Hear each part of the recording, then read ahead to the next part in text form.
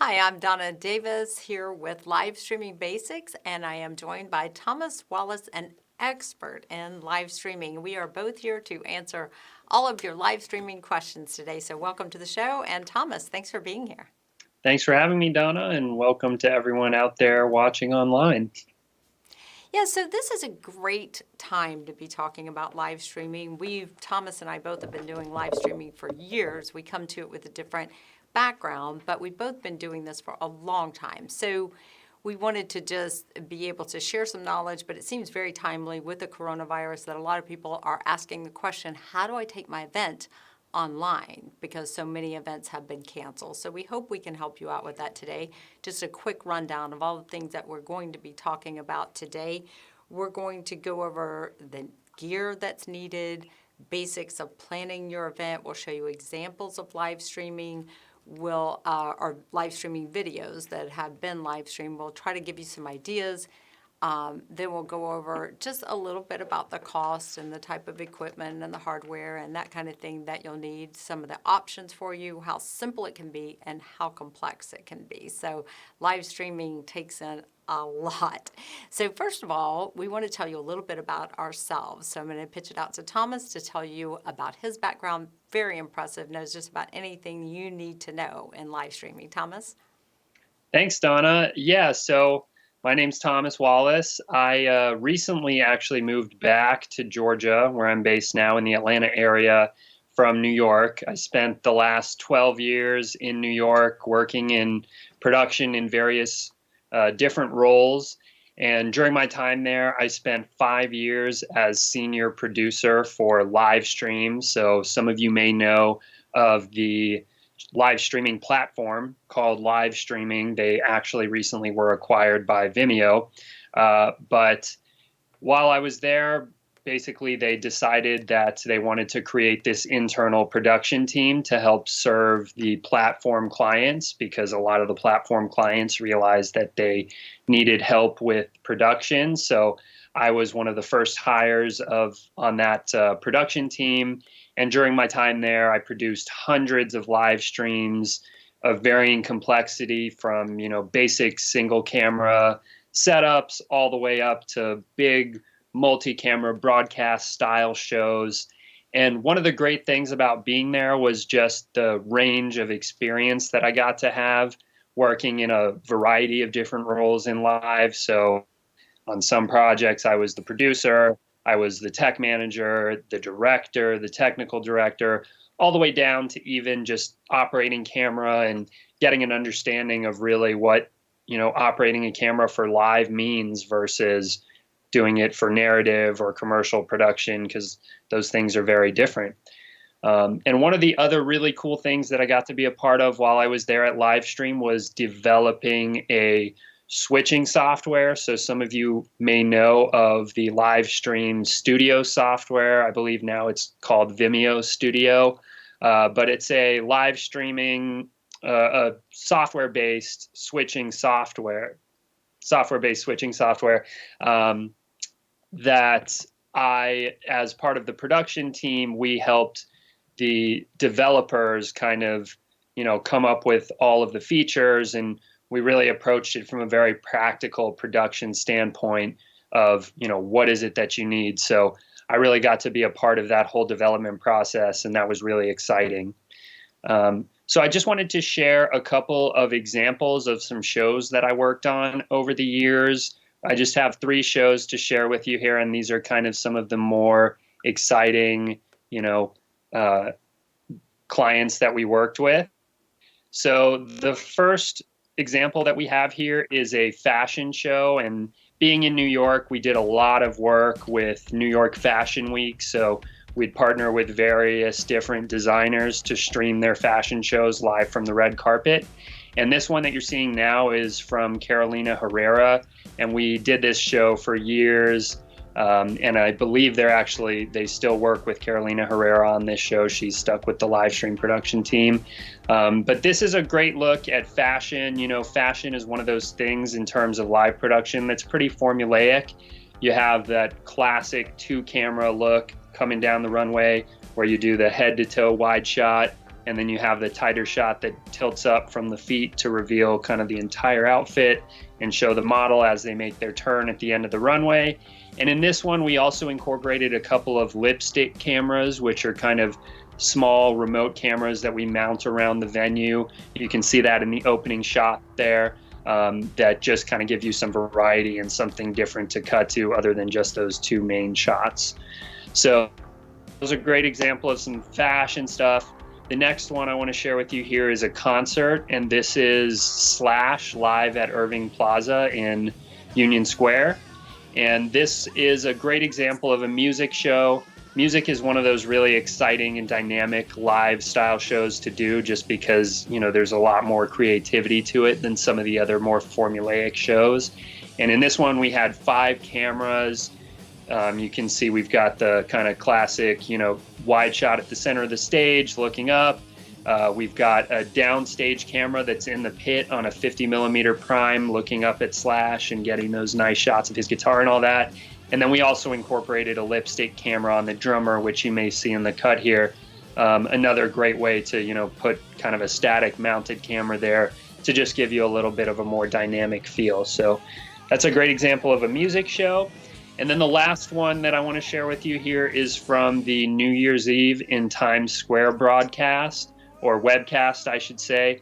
This one is an example of a really, really big and impressive stream. This is actually the official New Year's Eve Times Square live stream. And this show is really unique because it's really, this webcast that we produce is tied into a much larger broadcast production. So out there in Times Square, all of the big broadcasters, Fox and NBC and ABC, everyone's got their own stage, and everyone's got kind of their own broadcast infrastructure to produce their shows with their hosts and with their guests. But in addition to that, there's a kind of an entire broadcast infrastructure that's built as what they call a pool feed, where there are 20 plus cameras stationed all around Times Square that all of the broadcasters get to use those feeds to cut shots of Times Square, and, you know, the big jib shots showing the big crowds and the shot showing the Times Square ball there at the top. And that's something that we got to incorporate as well. So in the webcast, we'd have these 20 plus broadcast cameras. And then in addition to that, we would have our own host position where we would do interviews with people. And then we would also have roaming crews who would run out and do interviews with the revelers, the people who are actually there just to experience the event. And we would bring those interviews back into our truck and roll them into the broadcast throughout the night. So that's a really exciting one. And that was a really great show to work on for me. I worked on it for, I believe, 6 or 8 years, something like that. And I really got to be in all different roles, from directing the show to producing to technical directing to being a field producer, you know, getting those interviews out with the revelers. So really a great one where I got a lot of different experience with a lot of moving pieces. So that's kind of it for my background. And Donna, do you want to tell us a little bit about yourself? Yeah, and I think our backgrounds are so great for being complementary. Thomas, as you can see, has all the technical expertise, and I was thrilled to get connected with Thomas because he brings to Atlanta a depth of technical expertise that I haven't seen yet, and I love that he can cover just anything, and he has all that experience. My background is very different. I come from a news background. I worked in news for about 20 years, and what I like about that is that I'm used to going live, both being in front of the camera and behind the camera. I know how powerful live can be, and I actually do believe that every brand will have their own online television show, and it's so great because you can now interact with your audience. You couldn't do that when I was in news years ago, but like I said, my background is in television news, and we saw the power of live streaming and how much or not live streaming, of just going live. In fact, in the 80s, everybody went live just for the sake of it because people actually watched so much longer. And that's the reason why live is so powerful today on platforms like Facebook, live gets priority in the news feed. People watch it 4 times longer. People actually love that they can interact, and they actually love that things can go wrong. And that's one reason that people love to watch live. So I wanted to, show you a couple of pictures from my news career, if we can see those. So you can see I go way back, but this was the time that television news started going live all the time. So I'm very familiar with how powerful live is, how important it is, and I have that experience with producing live shows. So I think our skill set is really great, and I help clients work with all of their stakeholders and that kind of thing, like how can we make this better for your sponsors, for the organization, how do we tell your brand story during the live, and how do we help you get more out of it when it's over. So the organization, the attendees on the live, and the sponsors, 3 great stakeholders that I always help clients, how do we make the most for them and make the most of your event. And then so what we do now is we'll go out on different lives, both remote and here in the studio, just like we're doing today. So among our clients, we did a panel discussion for Harvard University. And you'll see, Thomas will talk a little bit later about the difference in, microphones. How many microphones do you need? Sounds a little more challenging than video. And so on this live stream, we had 6 open mics. And so you have to be able to control all of those mics. The camera is actually pretty easy, but this looks really basic after you've seen the ball drop and those kind of things. But these are important. These panel discussions with internal communications, we have a lot of clients that do that. So this is where we take all the equipment out to you, and I call it television in a box. And then we also do in studio, just like we're doing today, but there are various clients that we'll take in studio. This is an example, a real estate client of ours. In fact, she used to work in television news as well, so she knows how to produce her shows. She's talking with a couple of her millennial clients and talking about, their needs in real estate. And so we put together what looks like a mini television show where people can interact and ask questions. I do want to bring up there, we do want to take your questions. That's going to be later in the show, and you can either use the chat box, you just scroll down a little bit to use the chat box, but you do have to sign into YouTube with your Google account in order to chat there. Or you can simply email your questions to donna@provideotalent.com. So we do want to get your questions asked. And then, so Thomas is going to talk about what it takes to get started with live streaming. So Thomas, you can take it from here. Great. So yeah, when I think about live streaming workflows, I really always like to break things down into 4 main categories. And I'll talk a little bit more in detail about each one of these, but just to give you the overview. The first category that I always think about is audio and audio sources. So how do we bring audio, microphones, music, all that kind of stuff into our broadcasts? The second is video sources, which can include cameras or presentation feeds or, video roll-ins, maybe stuff like that. The third is Video Village, I call it, which can encompass a lot of things. At its most base level, that's going to include an encoder, which is the device that's going to take your video feed and actually send it up to, the web so that viewers can watch it. But other things can be included there. And then the fourth one is the live streaming platform, which is where your viewers will actually go to watch the stream, or maybe you're embedding a player somewhere else, but you still need a platform in order to stream. So just to speak about each one of those in a little bit more detail, the first I mentioned was audio. And, a lot of people don't necessarily think about audio as much as they need to, but for me, and I'm someone who comes from a video background. I'm a DP. I kind of have, a lot of care for the image, but I actually think that audio is far more important than the image is. And you can kind of think about it in terms of, if you were going to watch a movie, let's say, and you turn the movie on your TV and you go to the channel and the picture's not so great. It's a little bit grainy, maybe there's a little bit of interference, but the audio sounds great. You can sit and watch that movie, but in the flip side of that, if you tune in and the picture looks great and it's pristine HD and all that, but the audio is coming in and out and it's crackly and there's interference, you're just not going to sit and watch that. So I really always try to put a lot of emphasis on making sure that audio is really great. And, you really need to think about things like how many speakers do you have, which is going to inform how many microphones you need.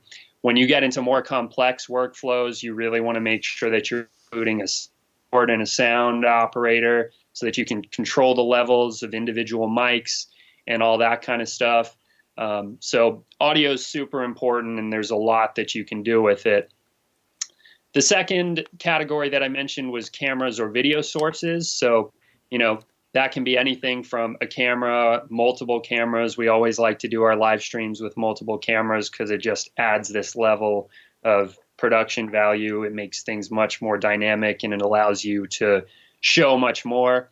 But in addition to that, you can think about things like a presentation feed, for example. So if you have a town hall, or even just, you're doing a presentation at a conference, typically people will have a PowerPoint presentation or maybe videos that they're showing to the audience in the room. So you want to make sure that you can show that stuff on your stream as well. And there's a lot of different ways you can do that depending on what kind of video switcher you're using.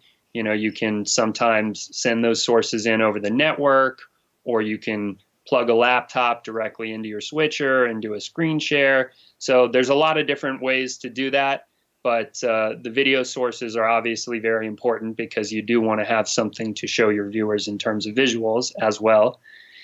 Now, the third category that I mentioned was Video Village, which can kind of include a lot of things, but it doesn't need to be so complex, but it can get very complex when you get into more complex requirements and bigger shows.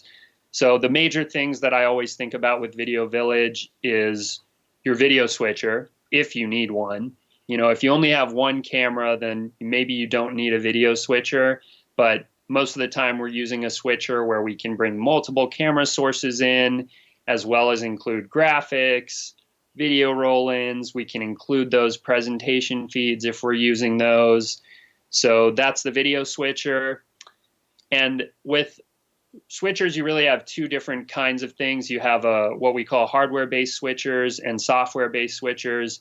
I won't get into talking about those because we can talk forever, but just know that typically when you use software-based switchers, which is a switcher that runs on a computer, you get a lot more functionality. You can do things like roll videos in, do graphics, and a lot of times you'll have encoding built right into the machine. So the encoder was something I mentioned that would be kind of the bare bones of your Video Village setup, because anytime you're live streaming, you need an encoder to send a stream out to the internet. So you can have a standalone encoder, or you can have that as, built into your video switcher. Also at Video Village, we'll have recording. If we're recording, ISO feeds of the cameras, or maybe we're recording a line cut of what we're streaming out to the world, just as a backup in case the stream doesn't work for some reason, which happens often. You want to make sure you're recording there so that if the stream doesn't go out, at least you have the recording of the show and you can upload it later so people can still watch it. And then there's a lot of other things that may be included, like comms, video distribution, but those are really things that when we get into more complex workflows, you'll see. Now, the last section that I mentioned was live streaming platform. And along with this, I like to mention you always need an internet connection for streaming. Goes without saying, but it's something that people sometimes take for granted and don't think about.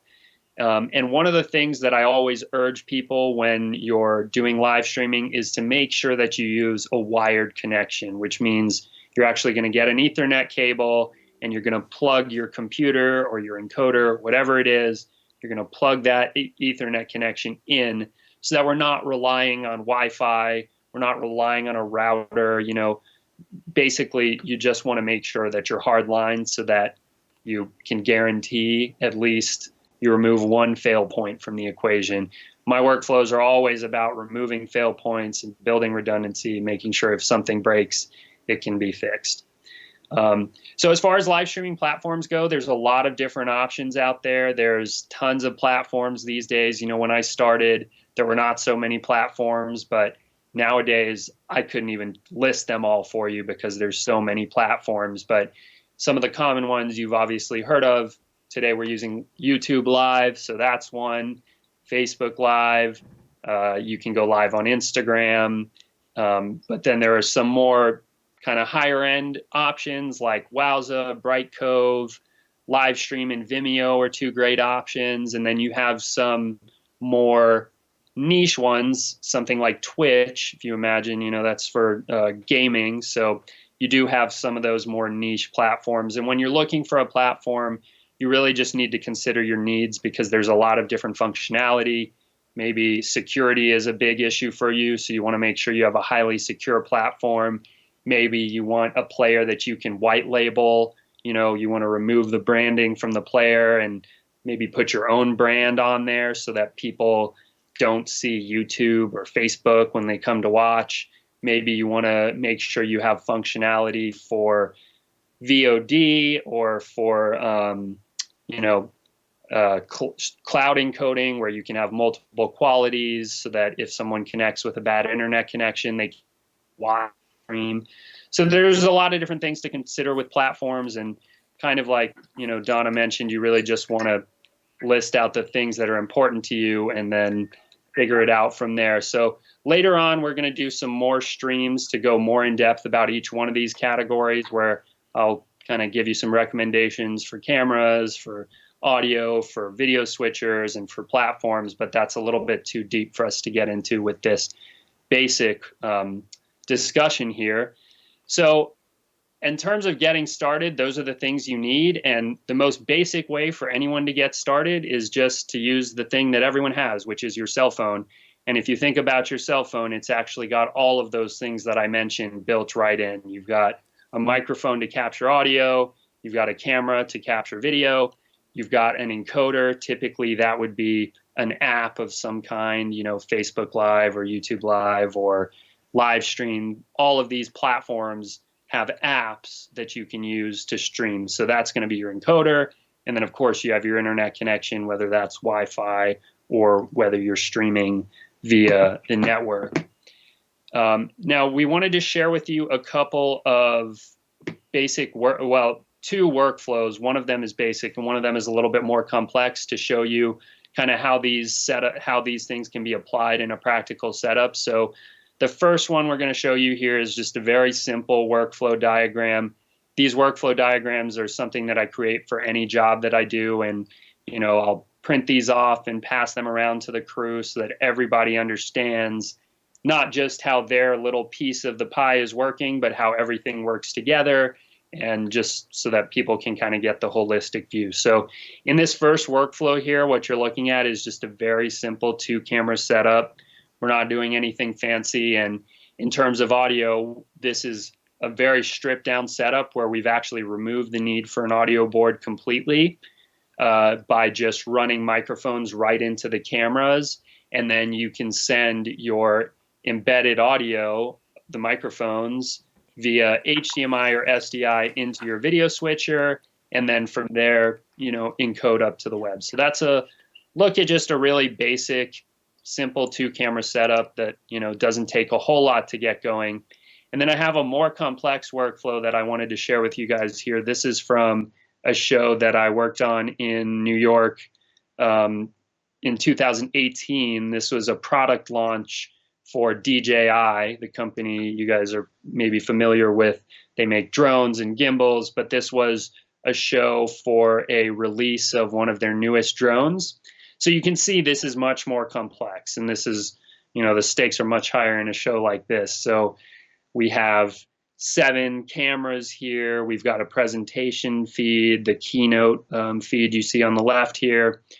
All of this is hitting a distribution center, which is it's a video hub. Blackmagic makes a video hub, but it's basically just a device that lets you plug in inputs, and then you can take different outputs and you can assign whatever inputs you want to different outputs.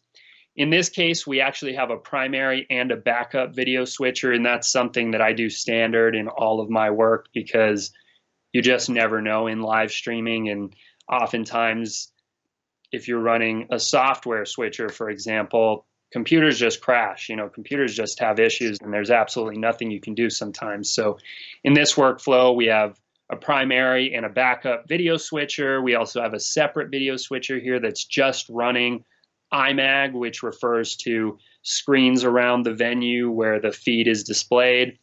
And then there's a lot of different requirements here with recording and streaming and all that kind of stuff. So this is just to show you, not to overwhelm you, but just to show you how these setups can go from something very simple to something very complex pretty quickly. So those are kind of two ends of the spectrum. And that's kind of a great transition to talk about cost, because as you can see with these workflows, similarly to how the complexity of a show can really go from 0 to 100, the same thing applies for cost. So as I mentioned, the easiest way to get started is with a cell phone. Most people already have a cell phone, and if you use a platform like YouTube or Facebook that doesn't charge anything for live streaming, you can go live for free today.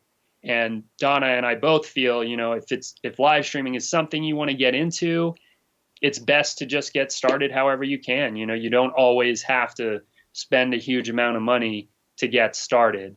Obviously, for some organizations, you have to start with a certain level of quality, so you can't just go live from your phone, but that is always an option. But so costs can vary greatly. Donna and I did put some numbers together, and just to give you an idea, a basic in-studio shoot like the one we're doing right now, because we have everything already set up, all the gear is already there, we offer a basic live streaming studio shoot like this for about $1,500. Again, that can vary a little bit depending on if you have special requirements, if we need to bring in additional crew or additional gear. But around $1,500 is what you can expect to pay for an in-studio live stream like this. Once we get into going out into the field and bringing gear out to your location and setting up for a live stream, in your space, you're looking at about $6,500 to start. And of course, the costs just go up from there depending on different requirements. Obviously, as we add more gear, we need more crew, so we got to pay the crew and all that kind of stuff. So if you do have any special requirements, you can feel free to ask. We're happy to put together numbers for you for, what it would cost to incorporate special requests. But that's kind of a basic starting point for a stream out in the field. So now I'm going to toss it back to Donna, and she's going to talk to you a little bit about planning your event and some of the common questions that we hear from clients, and kind of some of the common questions that we ask in order to make sure that we're giving clients what they need.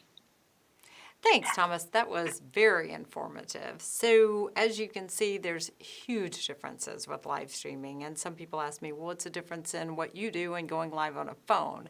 And I think you see there's basically a television quality to a broadcast that you put together, even if it's something simple like a studio. And I do want to mention that we were planning to have Thomas in the studio today. Well, it turned out with the coronavirus, he did not want to come to the studio, which is great. And that is the situation with so many people. So a lot of people are using Skype. So if you do see that every once in a while the Skype picture kind of stops or is not ideal, that's just what you deal with when you use Skype. But of course, news organizations, all of us are using Skype. You can still get a really nice picture, and you do get, a nice, informative. I was so glad that Thomas was able to join us. So just wanted to mention that about Skype.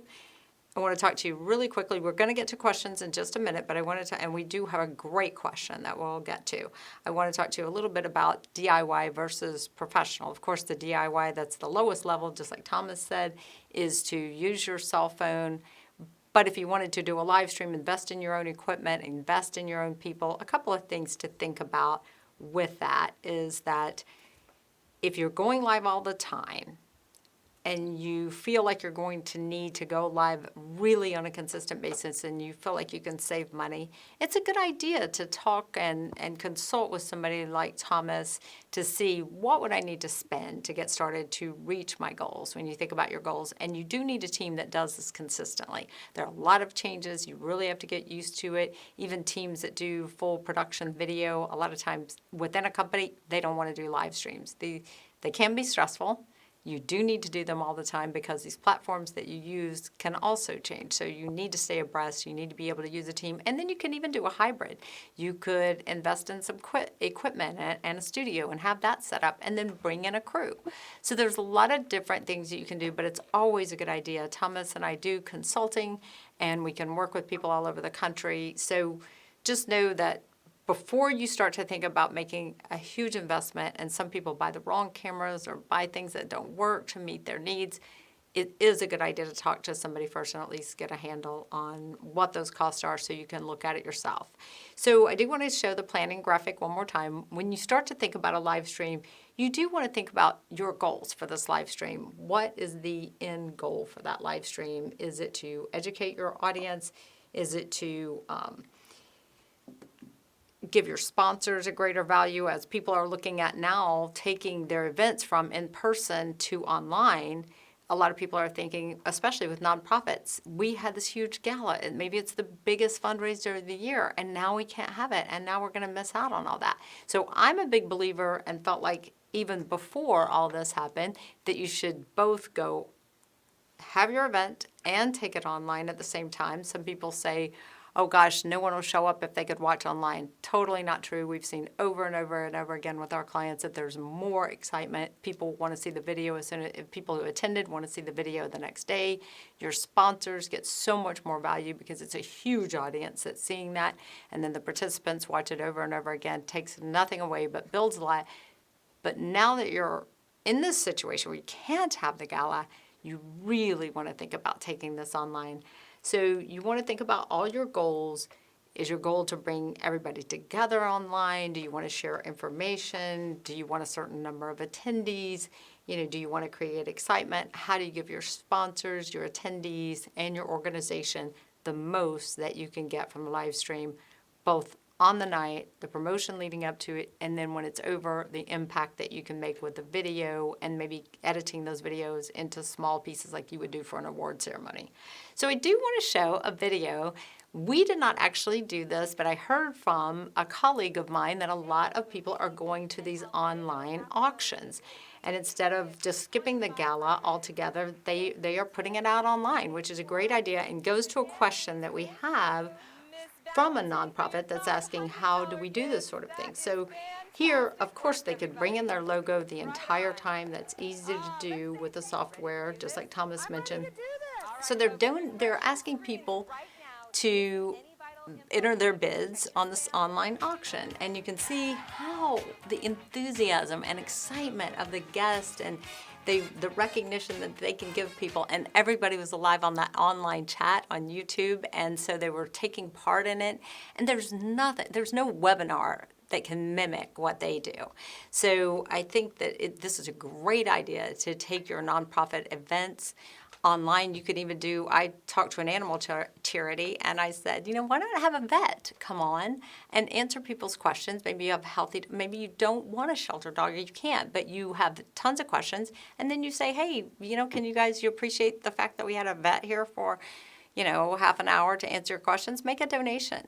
So there's a lot of different ideas that you can do to incorporate online giving to recognize people who won awards that maybe you can't have that award ceremony. We had a contact from a keynote speaker who said, they're going to cancel my event and some people are doing webinars, but I'd rather be able to engage with people and present on camera. And so I think there's so many applications for live streaming. I do want people here listening to this today to think about this.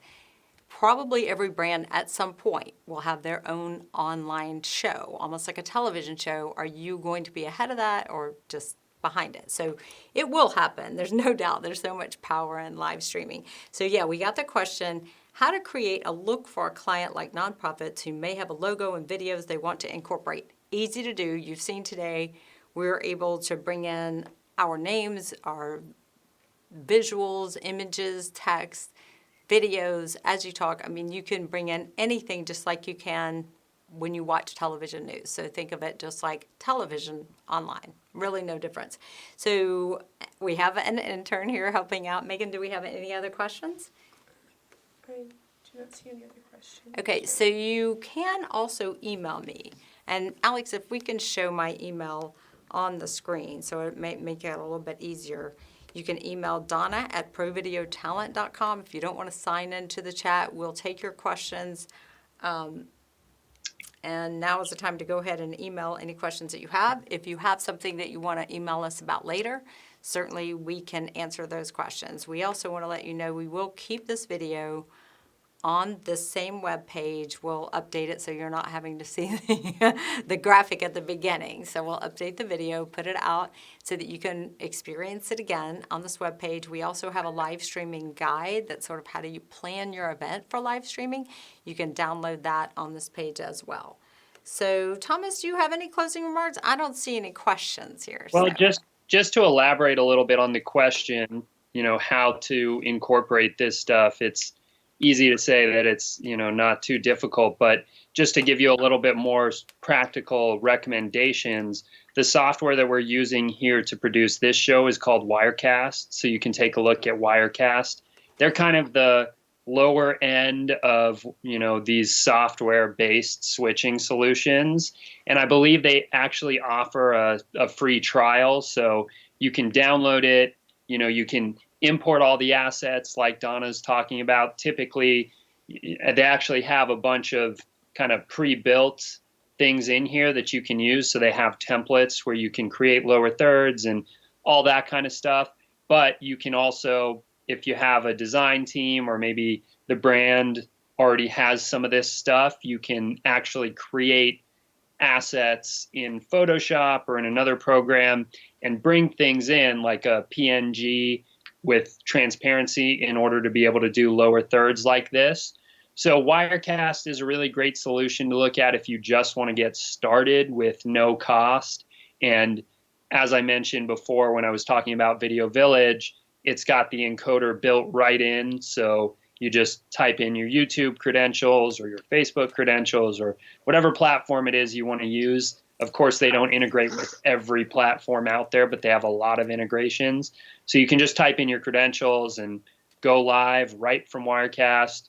You can use Wirecast to bring video sources in. You can roll pre-made video packages in, and you also have some basic audio controls. So it's a great way to start producing a show like this just pretty easily with no cost in the beginning, especially if you just want to get a feel for it. And then if you want to look at some more advanced options, as I mentioned before, helped develop the Livestream Studio software. I believe it's called Vimeo Studio now, but if you just Google Livestream Studio software, you'll find that. That's another really great one. For me personally, I think Wirecast is not the most user-friendly. It's a little bit complicated. I think Livestream Studio is much more user-friendly. If you've ever used an NLE, Premiere, or Final Cut Pro or anything like that, it's a really simple and intuitive software that's very deep and has a lot of functionality. So you can check that out. And then the third one that I like to always mention is called vMix. You can search that online as well, VMIX. That's another really great one. Little bit more complex, not as user-friendly, but very deep. It has a ton of integrations, ton of functionality. So that's another really great one. And I believe all of these have free demos. So you can download the software, you can look at it and play around with it and get a feel for it.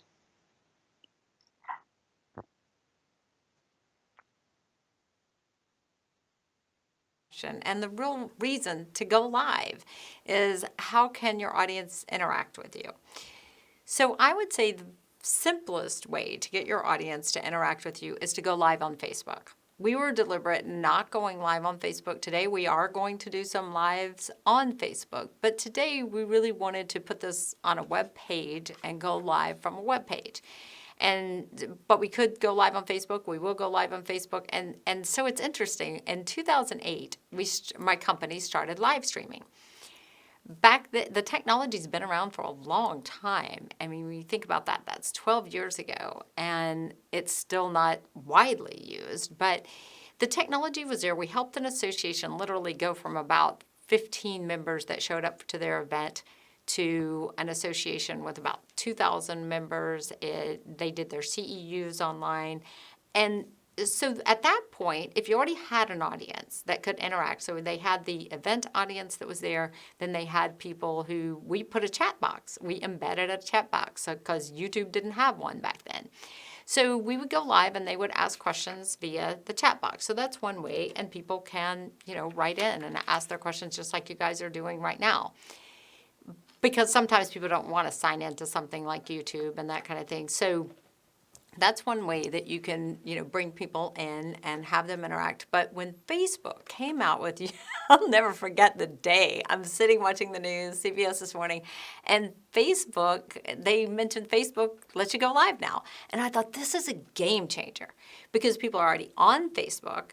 They know how to use it. There's no, hey, how do I use that chat box? What do you mean I have to sign in? So everything with the interaction was built right in. So perfect for an award ceremony, for a charity fundraiser, anytime that you don't want to you just want to put it out there. And even we were supposed to do a wedding where they had a closed Facebook page and people have to pay they made a donation to the couple for their wedding, and that was the only way they got access is in that Facebook page. So, but they still have all the interaction. So the audience can ask questions, interact, make comments to say like, congratulations on that award, or I'm going to donate $100. And then so somebody donates $100, and just like you saw on the nonprofit video with the gala, they were able to immediately see that, hey, Janie gave $10,000. Let's put her name out on the screen.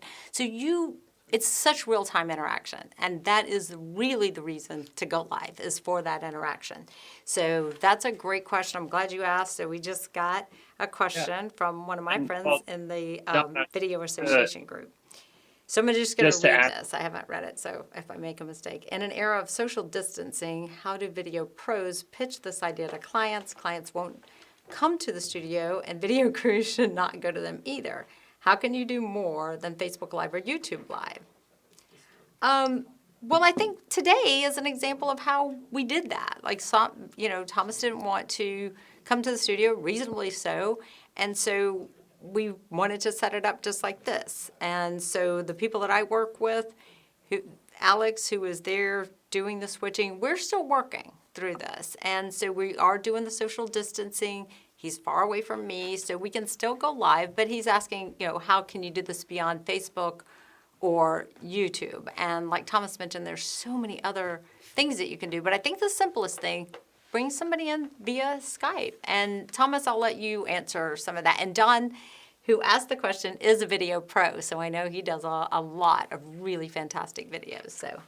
Yeah, so obviously Skype is a great option. We're using Skype today, and I'm actually using my Red camera to send my picture, so it probably looks a little bit better than a webcam would. But you can do sorry about that. Yeah, you can do a lot more. Kind of if Skype is not high enough quality for you, and you need to incorporate higher quality.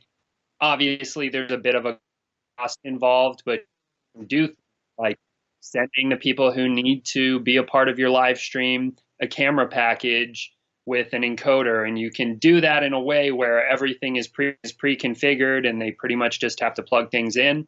One of the things that a lot of these software-based switchers incorporate is where you can pull in virtual sources. So a virtual source could be a camera that's on the local network, or a cell phone that's connected to the local network, but it can also be a remote camera that's sending an RTMP stream to a server somewhere, and then you can pull that in. So similar to the way that news organizations will go out in the field and have a remote team, and then in their broadcast center they'll pull that feed in, and the anchors can talk to each other. incorporate that kind of thing and make it a higher quality than just Skype. So if you have some more specific questions around that and you want some more advice on, exactly how to go about that and what gear is good for that, feel free to email us and I'll be happy to give you some more in-depth recommendations.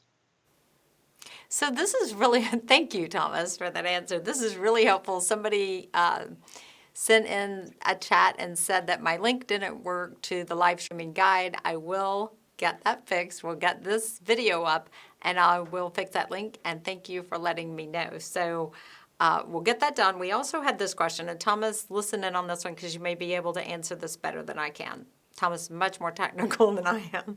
So she says, or he says, I'm not sure. How would we integrate this at a medical conference where we have a main room, exhibit room, and then break off sessions? So what I'll say about this is that one of the things you want to consider is you talk about the break off sessions and that kind of thing. So if you want to live stream, you really, if you have 4 or 5 sessions going on at the same time, you really need that many crews. Each one of them can be in, going live at the same time, different links, of course, and you can put them all those onto, like, say, a web page so it's not confusing. But say if you wanted to watch what's in breakout room 1, you have a video crew in there. They could all day long put those links out for people to be able to watch who are online. Also, if you have a main feed, and Thomas needs your help on this a little bit, I would think as long as you have a long enough cable that you can broadcast that, or you could even take that out to YouTube if you wanted people in different rooms to be able to watch what's going on in that main conference room, that there's a lot of different ways that, they could do that. Like all they have to do is pull up the YouTube link onto a large monitor. And so if they're in different rooms, but they want to see what's going on in the main room, you can certainly do that. So I don't know if I answered your question. And Thomas, I'll let you speak to this too. Did you get the question? Yeah, I think that's great. I mean, you're right, Donna. You definitely need, obviously, people covering different things. If you're trying to keep costs down within that, you can think about things like, what are the most important sessions to actually be live? So obviously, as Donna mentioned, you can have a different player for each location at your conference, and you can have a team streaming from each room. And I've done setups like that. But I've also done setups where we'll kind of build a master control, what we would call a master control. And then, as long as things are not happening simultaneously, you can have the master control do everything, all the switching and all of that. But you obviously still need to have camera guys manning the cameras in each room. So there are ways to, make it more cost effective.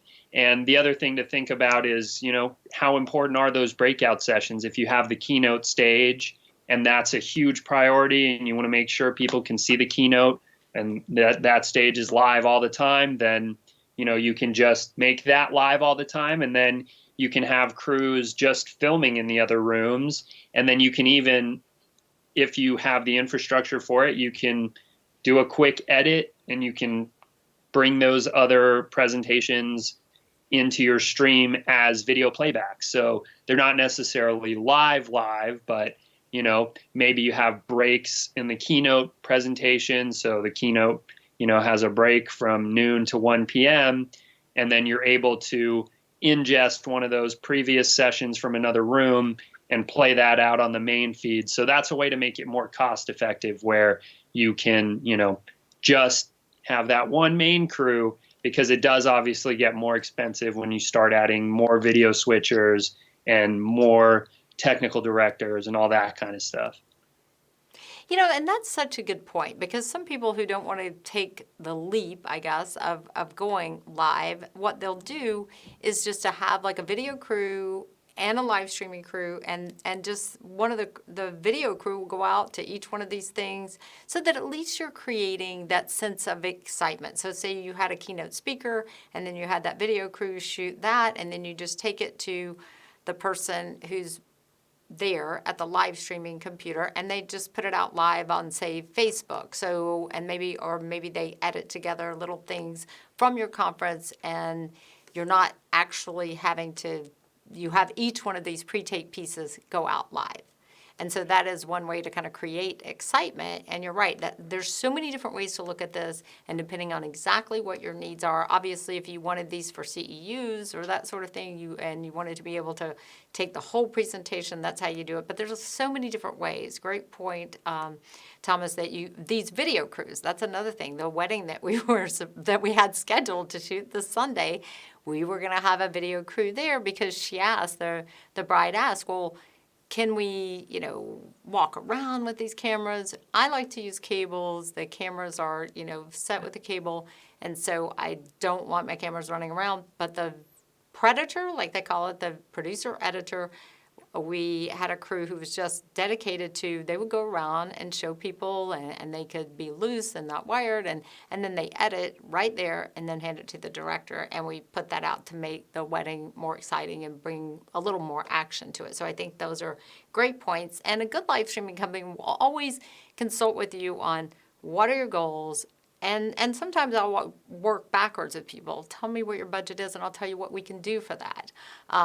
One thing that I do want to mention about the conference is it seemed like a lot of conference centers were going to just wireless connections. And one of the things that all of us in the live streaming business do is go to the site, test that wired connection, and if there's not a wired connection, I won't go live.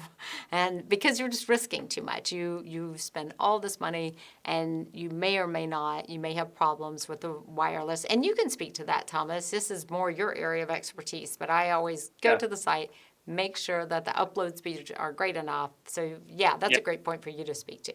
Yeah, absolutely. I mean, I will do anything.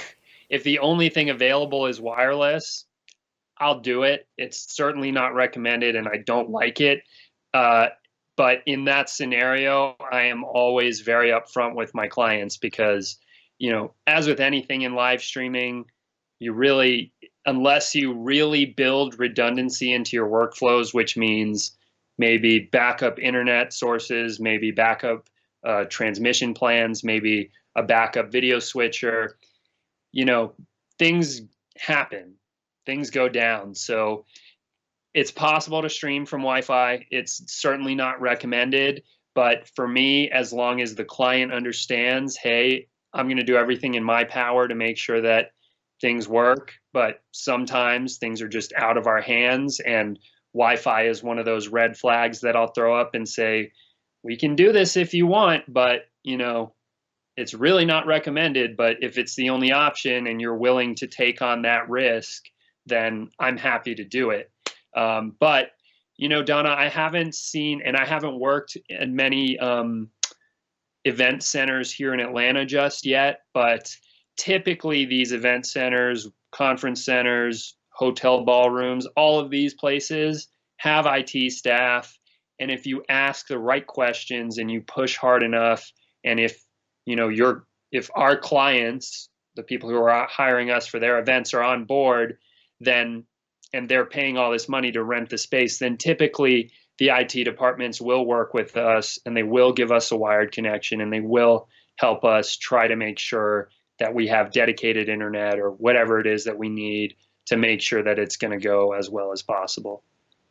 Yeah, that's a good point. And if the worst thing that happens is that your live broadcast doesn't look so good, or they're stuttering or drop frames or whatever it is, you still have an edited event because of the equipment that you're bringing and that sort of thing. So you have a great quality. Most of us, I think, who live stream always record it internally. So even if there's something wrong with it, a lot of times your file that you'll have as soon as the event is done is still perfect, and you can put that out. So all is not lost. But if you're counting on a great live stream, I just always like to have a wired connection. But I know 5G is probably coming out soon, and maybe that's great. But it's just something to think about. Like you said, if you can live with it, that if something went wrong, and even Skype, we're depending on, the Skype connection. And so far it's been fine, but you just never know when you have to depend on that.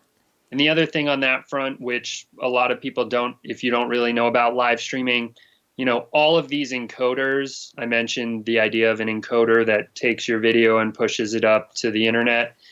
all of these encoders will typically have controls where you can look at your internet speed, and of course you always want to push a 1080 high quality HD stream, but if you arrive on site and realize, oh, hey, I don't have the upload speed, I don't have the bandwidth to push that high quality of a stream, you have manual controls where you can, control the resolution that you're sending out. You can control the bit rate that you're sending out. So typically, as long as you have some stability with the internet line and you don't have a bunch of, random things happening where someone decides they're going to connect and upload a movie to the internet, you can control your output to match whatever kind of internet connection you have.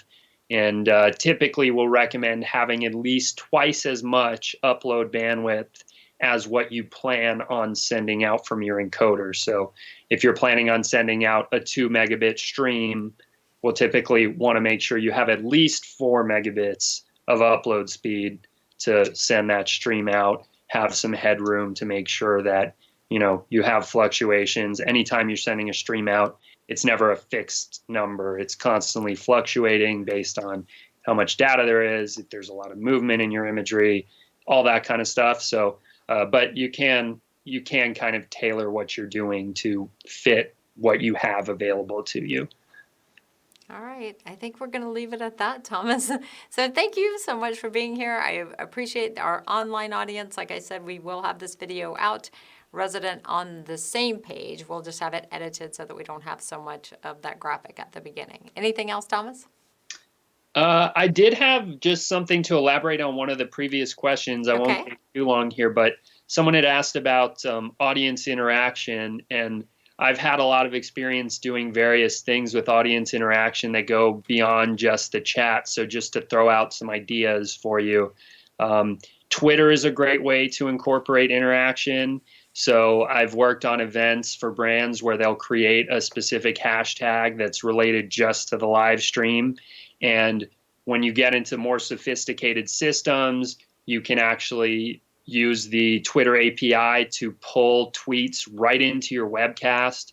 So you guys see we're doing lower thirds and stuff like that. You can have people tweet to a particular hashtag and have that display right on the screen. If you have hosts, you can have hosts who are monitoring the hashtags and talking and interacting with it. And then also, maybe some of you have seen, if you go to an event, you'll have live polling. So that's something, there are a bunch of different platforms where you can do live polling on a mobile device where you put a question up on the screen to kind of poll the audience and see what people think about a particular topic. So that's another great way to incorporate audience interaction, where you can incorporate one of these live polling platforms into your plans, and then you can display those graphics right in your live stream, and they update in real time. And so if you have talking points around questions that you're asking the audience, you can use that and, have that be a way to have great audience interaction as well. I'm so glad you mentioned that. I completely forgot to mention that. You don't have to be on Facebook, but you can integrate those things just as part of your broadcast. So when somebody makes a comment, you actually see it all in real time. The online audience sees it. You could even have a monitor that shows what's going on too on your live feed, so that the people who are watching can see everything that's going on, and they can see the online participants as well. So it is fun to bring your online and your event audience together. I think that's a great point. I'm so glad you brought it up. It's not difficult to do. There are programs within Wirecast that allow us to be able to do that. And then I think the other thing to mention is, like, when we would go to a Falcons game, right? You would use those hashtags just like you talked about, and people would send in pictures of themselves. So I think that's a great way to be able to do it. You can have the event monitors and things like that. So those pictures of those people who are at home can also join you. So there's so many different things. I think somebody asked something about bringing in Zoom. And so I did have a client, we did have a live stream where they wanted to bring in Zoom and have people ask questions on the phone with Zoom. We ended up being able to incorporate Zoom, But I love, do you have experience with that? Do you want to talk at all about like being able to incorporate Zoom? I know they wanted us to go out live on Zoom, and it Yeah. just wasn't a platform made for that. Yeah, I mean, Zoom is easy to integrate. I mean, just the way that we're doing this Skype integration, for example, is we're not doing anything fancy with the network or virtual sources or anything. We're actually we have a Skype computer set up near the video switcher, and we've just plugged the laptop right into the video switcher as a video source, and it's just capturing a screen share. So you can always just do that, set up a laptop that's dedicated for Zoom and just capture the screen and roll that right into your broadcast. And then depending on how you need the interaction to work, if there's someone that needs to be in front of the computer talking to the person, you can build workflows around any of that. I'm not sure that any of the switchers have Zoom integration built in where you can just pull it right in as a source, but it's possible. All of these switchers, especially the software switchers, they are constantly adding features and building out new integrations and all that. So if it doesn't exist yet, it may exist in the future. And if it doesn't, there is always a way to do it. So it can be done. Right, so we use Skype to bring people in. I think this particular client wanted to go live, as an output, like we use YouTube to go out live. And I didn't see a way to do that. Do you know if that's possible? I know you can do it with certain webinar programs, like On24 is great for, we can incorporate all of this just into the Zoom, into the On24 window. But Yeah. can you broadcast out onto Zoom? Because I didn't know how. Absolutely. Similarly to just like what I'm doing here, I mentioned I have my Red camera plugged in to my computer. So I just have a very simple, I think it's a $200 little box made by Blackmagic Design. It's called the Blackmagic Mini Recorder. So you can look that up. But what it does is takes the SDI feed from my camera and converts it to Thunderbolt so I can plug it into my laptop. And then Skype actually recognizes that Blackmagic device as a camera source. So in my camera preferences, I can just switch from my webcam to the Blackmagic Mini monitor. And I'm sure Zoom has similar integrations where you can choose different devices. And there's, this particular one is a Thunderbolt device, but you can get devices for USB 3.0, for USB-C, for Thunderbolt, maybe. For Thunderbolt, for FireWire, maybe if you're still rocking a FireWire computer. There's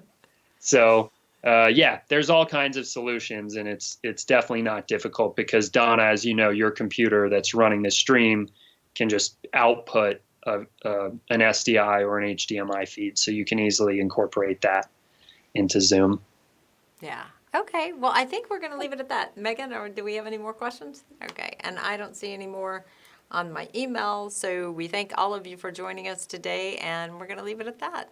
Thanks, Thomas. Thanks a lot.